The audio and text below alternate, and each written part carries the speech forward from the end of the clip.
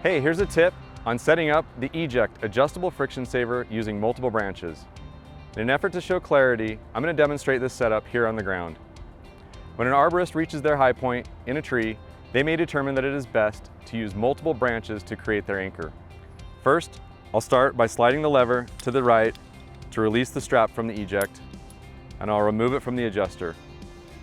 Next, I'll wrap the strap over my first branch and feed the strap back through the adjuster, and we'll pass the remaining strap around my second branch and clip it back to the EJECT, listening for that click to ensure that it is securely closed.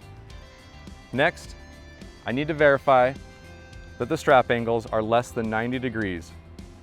This will help ensure that the load is evenly distributed among the two branches. Once I have verified that my angles are appropriate, I can install my rope, clip into my system, and go to work. This is just one tip on using the EJECT with multiple branches. For additional videos, tech tips, and technical information, please visit Petzl.com.